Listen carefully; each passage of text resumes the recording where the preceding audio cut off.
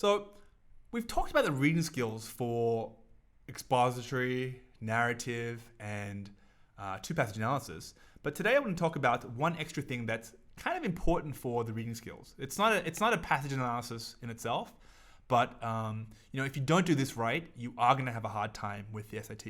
And that's key vocabulary, okay? Because clearly, if you don't know what a word means, you don't understand the passage or the question or the answer choices, okay?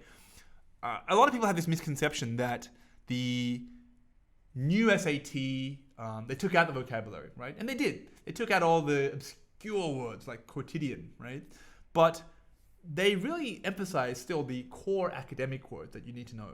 And I always find that students kind of get mixed up on a couple of types of words, okay? So the first type are the core words. Second are the secondary definitions. So let's take a look, first of all, at what I mean by core words. Now, many of you know what these two words mean, and you may know precisely. But also, many of you sometimes get confused by the word undermine versus underscore.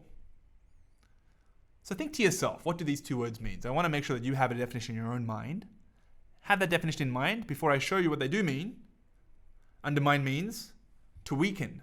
Underscore means to emphasize.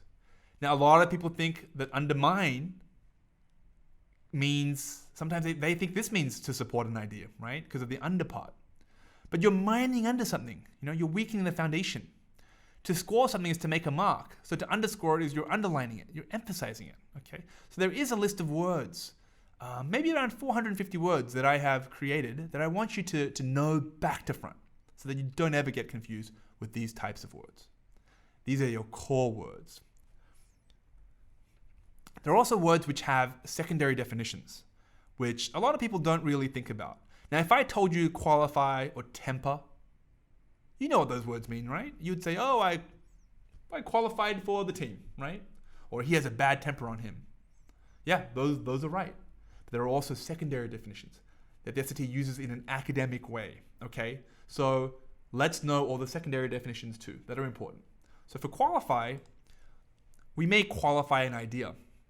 That doesn't mean to support an idea. It means to limit the idea. It means you're placing a qualification on an idea. For example, if I said, hey, everybody knows what qualify means, that's an idea, right? How do I limit that?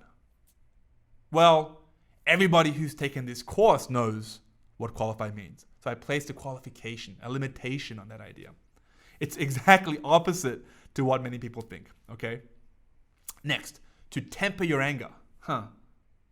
Well, doesn't temper mean that you have kind of a bad temper? So that means you're really angry, right? It doesn't. It actually comes from some blacksmithing ideas where you take something really hot and you put it in cold water and that makes it stronger. Okay, so you're taking something hot and moderating it.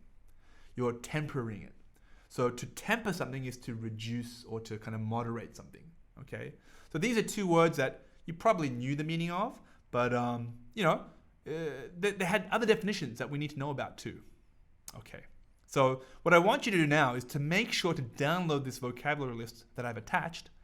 And 450 words may seem a lot, but if you're just doing, say, 30 words a day, and of those 30 words, you'll probably already know half of them, you should be able to learn the key words that you must know.